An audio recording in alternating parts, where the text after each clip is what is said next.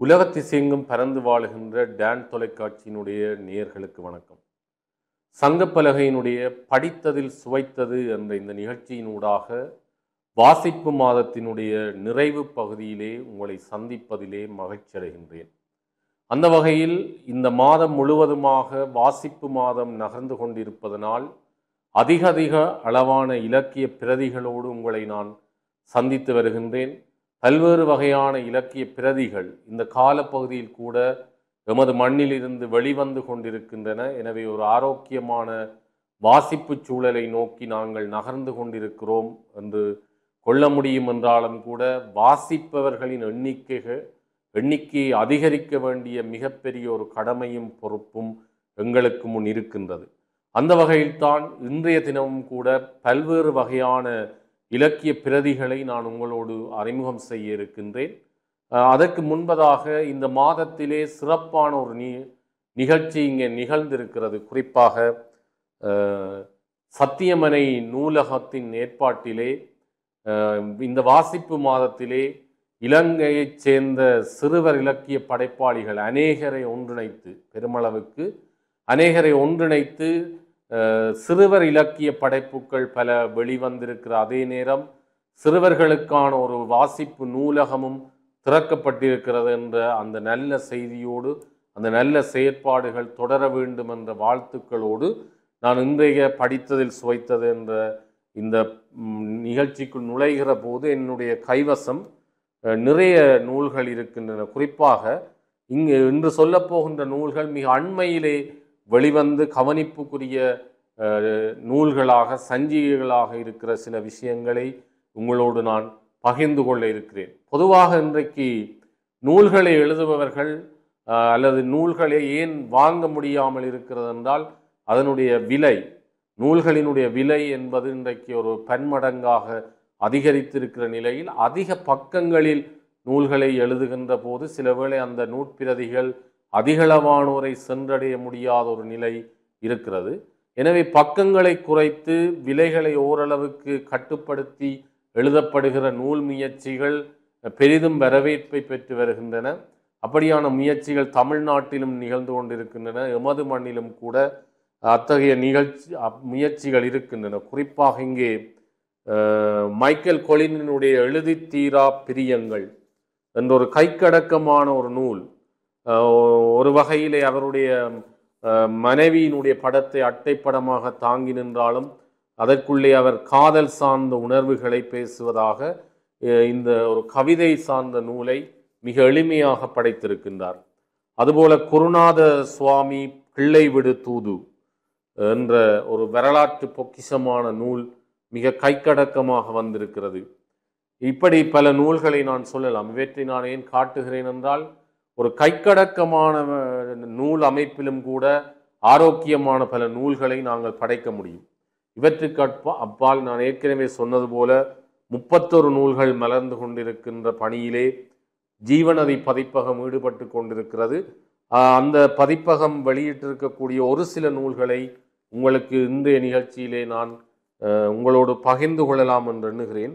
குறிப்பாக இதிலே கண்ணீரில் பிறக்கும் கடல் பெண்ணிய கவிதைகள் என்று தொகுப்பும் பதிப்புமாக காணா பரணீதரன் அவர்கள் ஜீவநதி வெளியீடாக இந்த நூலை கொண்டு வந்திருக்கின்றார். இந்த நூலுக்குள்ளாலே குறிப்பாக ஆதிலட்சுமி சிவகுமாரனில் இருந்து குமுதினி கலையழகன் வரை மிக அதிகமான எழுதி கொண்டிருக்கக்கூடிய புகழ் பூத்த ஈழத்தினுடைய பெண் கவிதாயினிகளினுடைய கவிதைகளின் தொகுப்பாக இது மலர்ந்திருக்கிறது. ஏற்கனவே சிறுகதை சார்ந்த ஒரு முயற்சி இவ்வாறு மேற்கொள்ளப்பட்டது. இது ஒரு கவிதை சார்ந்த முயற்சியாக ஒரு பெண் கவிதை ஆளுமைகளினுடைய கவிதைகளை ஒன்று சேர பார்க்கின்ற ஒரு முயற்சியாக கண்ணீரில் பிறக்கும் கடல் என்பது அமைகிறது. அதேபோல இந்த வாய்மொழி வரலாறுகள் பல எழுதப்பட்டு கொண்டிருக்கின்றன, அவை அச்சேற்றப்பட்டு கொண்டிருக்கின்றன. முருகபூபதி அவர்கள் ஈழத்திலக்கிய வரலாற்றில் அல்லது படைப்பிலக்கிய துறையிலே ஆவணப்படுத்தல் துறையிலே மிக முக்கியமான ஒரு ஆளுமையாக நீர்கொழும்பில் பிறந்து தற்போது ஆஸ்திரேலியாவிலே வசித்து தொடர்ச்சியாக இலக்கிய உலகில் இயங்கிக் கொண்டிருப்பவர் மதிப்பார்ந்த மூத்த படைப்பாளி லேனா முருகபூபதி அவர்கள். அவருடைய வாய்மொழி வரலாறாக அவருடைய வரலாற்றின் பக்கங்கள் இங்கே ஒரு நூல் வடிவம் கொண்டு வந்திருப்பது கூட ஒரு மிக முக்கியமான முயற்சி என்று சொல்லலாம்.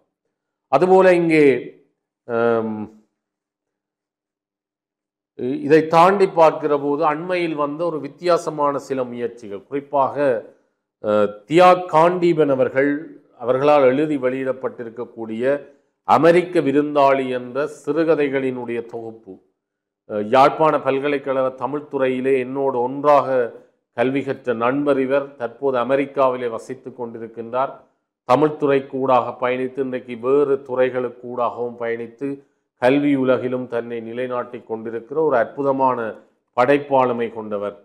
அவர் நாவலாக, கவிதைகளாக, சிறுகதைகளாக என்று புலம்பியர் தேசத்தில் இருந்து இந்த மண் சார்ந்த உணர்வுகளை, இங்கிருக்கிற வாழ்வியலை சித்தரித்து கொண்டிருக்கிற படைப்பாளியினுடைய அமெரிக்க விருந்தாளி என்ற ஒரு சிறுகதை தொகுப்பு நீங்கள் வாசித்து பார்க்கலாம். வித்தியாசமான கதை அனுபவங்களை தரக்கூடிய ஒரு அற்புதமான படைப்பு. அதனை அவர் எங்களுக்கு தந்திருக்கிறார்.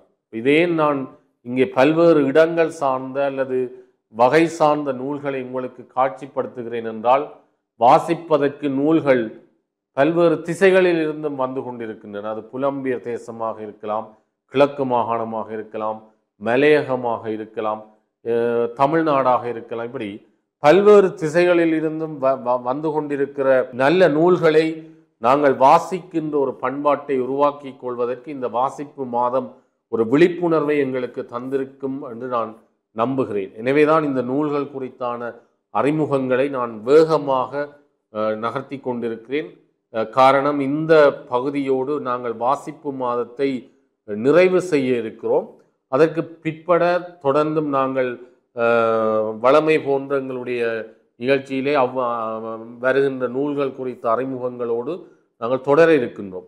எனவே இப்படி வருகின்ற போது எழுநா பதிப்பகம் நமது மண்ணிலே இன்றைக்கு ஒரு காத்திரமான பல நூல்களினுடைய வெளியீடுகளை செய்து கொண்டிருக்கிற ஒரு பதிப்பகம். புலம்பியர் தேச தொடர்புகளோடும் இந்த மண்ணில் இருந்தும் இயங்கிக் கொண்டிருக்கிற எழுநா பதிப்பகத்தினூடாக கூட பல ஆய்வு சார்ந்த நூல்கள் வெளிவந்து கொண்டிருக்கிற நிலையிலே மிக அண்மையிலே இந்த செம்மணி தொடர்பான கவிதைகள் வாசலிலே கிருசாந்தி என்ற மகுடத்தோடு எழுநா பதிப்பகம், எழுநாவினுடைய கலை பண்பாட்டு நடுவகம் இந்த முயற்சியை செய்திருக்கிறது. காலந்தோறும் இந்த செம்மணி தொடர்பாக எழுதப்பட்டிருக்கக்கூடிய கவிதைகளினுடைய ஒரு தொகுப்பு முயற்சியை ஒரு வரலாற்று ஆவணமாக இங்கே அது தந்திருக்கிறது. இப்படியான முயற்சிகள் கூட இலக்கியத்திலே விடுபட்டு போகின்ற பல விஷயங்களை மீளவும் நாங்கள் சிந்திப்பதற்கான முயற்சிகளாக இருக்கிறது.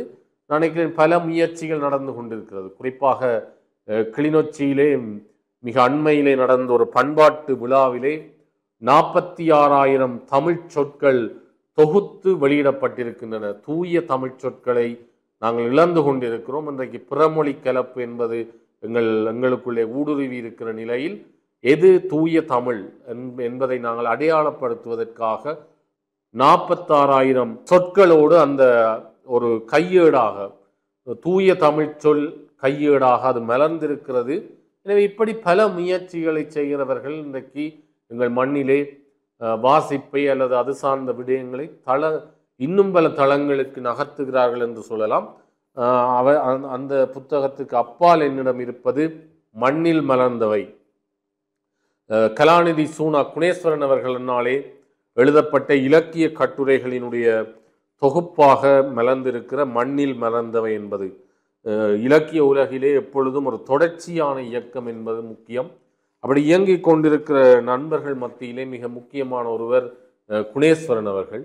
ஒரு ஆய்வாளராக, கவிஞராக, படைப்பாளராக, இணையவழி நிகழ்ச்சிகளின் ஒருங்கிணைப்பாளராக என்றெல்லாம் இலக்கியத்தின் பன்முகங்களுக்கூடாகவும் பயணித்து கொண்டிருக்கின்ற அவர் தந்திருக்கக்கூடிய மண்ணில் மலர்ந்தவை, அவர் அவ்வப்போது எழுதிய பல்வேறு இலக்கிய கட்டுரைகளினுடைய தொகுப்பாக இந்த நூல் மலர்ந்திருக்கிறது.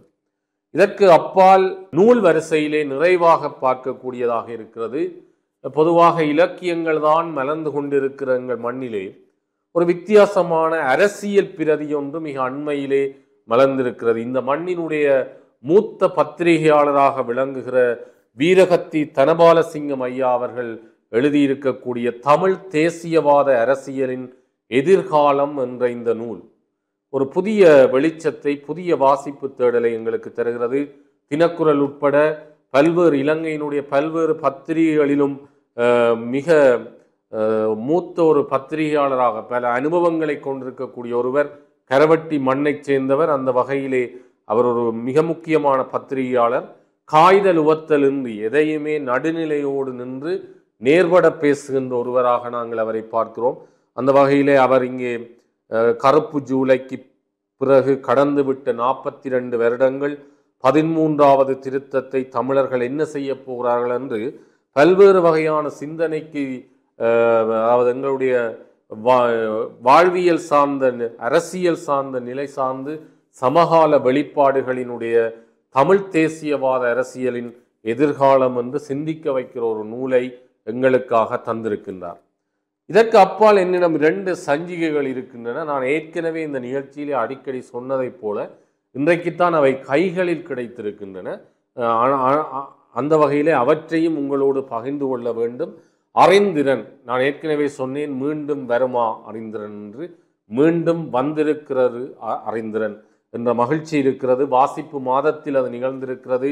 100 ரூபாய்க்கு நீங்கள் சிறுவர் சஞ்சிகையாக மீண்டும் மலர்ந்திருக்கிற அறிந்திரனுக்கு நீங்கள் தரப்போகிற ஆதரவுதான் அதனுடைய தொடர்ச்சியாக இருக்க போகிறது. எனவே எங்கள் மண்ணிலே சிறுவர் இலக்கியங்கள் இல்லை, சிறுவர் சஞ்சிகைகள் இல்லை என்ற குறையை இது தொடர்ந்தும் நிவர்த்தி செய்ய வேண்டும் என்றால் நீங்கள் தொடர்ந்தும் இந்த அறிந்திரனுக்கும் உங்களுடைய ஆதரவை தர வேண்டும். நிறைவாக இத்தனை புத்தகங்களுக்குள்ளும் நிறைவாக என் கையில் இருப்பது கலைமுகம். 80வது இதழாக ஒரு அசுர முயற்சியாக ஏப்ரல் டிசம்பர் 2025 கொண்டு திருமறை கலாமன்றத்தினுடைய கலைமுகம் மலர்ந்திருக்கிறது. உண்மையிலே 1200 ரூபாய், ஒரு மிக 200க்கும் மேற்பட்ட பக்கங்களிலே அற்புதமான பல உள்ளடக்கங்களை கொண்டதாக இந்த நூல், இந்த சஞ்சிகை மலர்ந்திருக்கிறது. செல்வர் எமில் அவர்களை பிரதம ஆசிரியராக கொண்டு மலர்ந்திருக்கிற இந்த நூலினுடைய விலை சற்று அதிகமாக உங்களுக்கு இருக்கலாம். ஆனால் அவ்வப்போது மலர்கின்ற இத்தகைய மலர்களினுடைய உள்ளடக்க கனதியோடு ஒப்பிடுகிற போது இது ஒரு விலை அல்ல.